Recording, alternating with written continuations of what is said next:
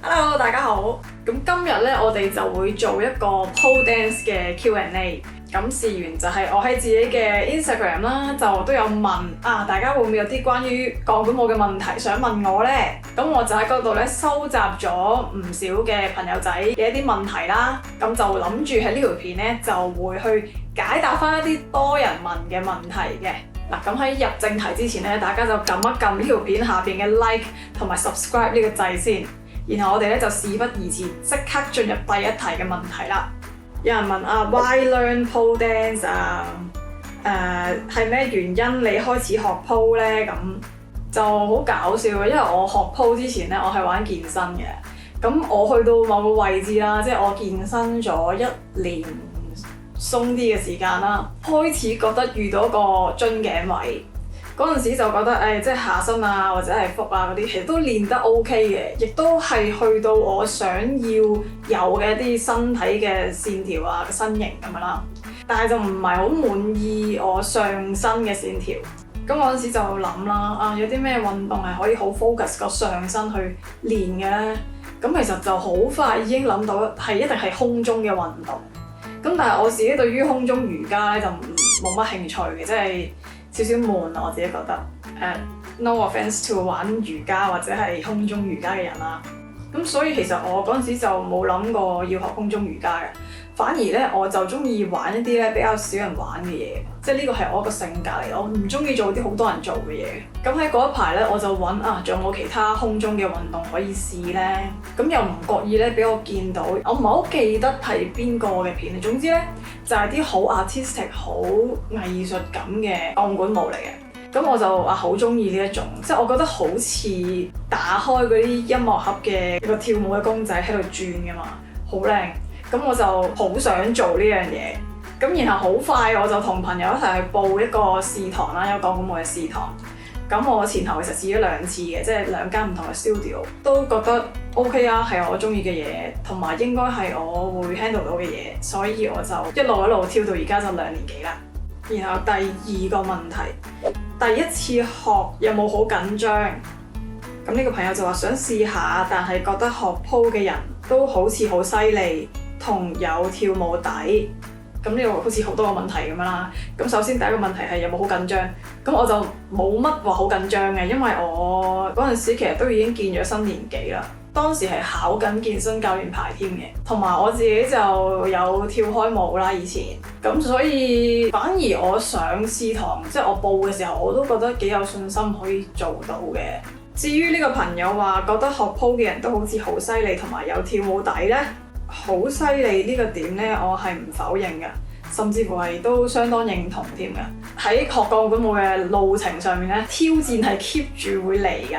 即係你要一路學上去咧，你係要克服好多嘅心理嘅障礙啦，或者係一啲唔同嘅困難啦，並且係要十分堅持咧去練習，先至係會一路咁可以上去。咁所以我係好佩服學 pole 嘅人㗎，好似講到自己唔係學 pole 咁。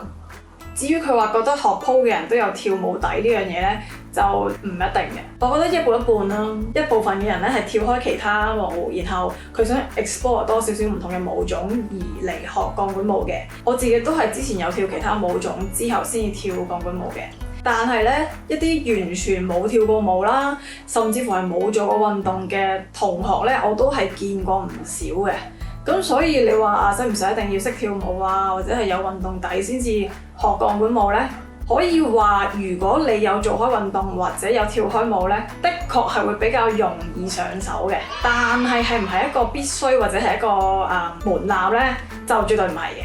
但係如果你係冇跳舞底，甚至乎係冇乜點做運動嘅人呢，咁你就要預計到自己呢，其實開頭嘅時候呢，要花一段相對長少少嘅時間呢，去認識點樣去喐唔同嘅身體嘅位置。咁唔好介意一開頭會跳得冇咁好睇，係因為真係需要時間咧，去到俾你嘅身體去熟悉唔同嘅 movement 嘅。跟住呢個問題啦，就係關於受傷嘅。有冇試過受傷或者係有冇邊啲位係冇損過冇瘀過嘅？咁好搞笑，我哋跳鋼管舞啦都幾出名咧，就係會周身瘀嘅。咁我哋咧行內啦稱呢一樣嘢叫做 pole kiss。好浪漫啦，即係嗰個鋼管嘅親吻。咁確實咧，我哋做嘅動作嘅時候咧，需要用我哋嘅皮膚咧接觸個鋼管，係講緊用力去夾啦，或者係壓落個鋪度咧，就無可避免咧，必然會有瘀痕嘅出現嘅。咁呢個對於我哋嚟講咧，就其實好正常，亦都係好好嘅一件事嚟噶。咁即係代表你係好勤力啦，同埋係好安全啊，壓得夠實啊。損咧其實就唔多嘅。最多可能係有時練得太耐咧，啲手甩皮啦，同埋其實我算錫身嘅，我唔會連續上鋪多過2個鐘嘅，因為一傷咗咧就要停好耐啊。咁但係如果你停好耐咧，你就會不進則退。但係我試過最傷嘅一次咧，咁就話說咧，我喺嗰間 studio 啦，同2個朋友一齊試堂嘅。本人咧係一個手汗非常之多嘅人嚟啊！咁去到個課堂嘅中後段咧，當啲手汗都出得咁上下嘅時候咧，跳幾次個 routine 俾老師睇啦。咁但係都要照跳啦，冇理由因為你自己嘅手汗問題而唔做啦，即係企喺度唔做，其他同學做啦，即係唔會咁噶嘛。咁終於係一次咧，就要做一個動作，係個右手捉最高，然後用力一拉嘅時候咧，就因為手汗啊，跣一跣咁就挫親個背肌。咁呢個可以話係我學鋪生涯裏邊比較深刻同埋係嚴重嘅一個受傷啦，一個意外。咁所以咧都唔希望大家會好似我咁樣受傷法啦。即係其實明明係可以避免嘅，即係唔得嘅時候咧就要出聲，就唔好夾硬做。如果唔係咧，就後悔莫及。好啦，咁今日咧就答住呢幾題比較多人問嘅問題先啦。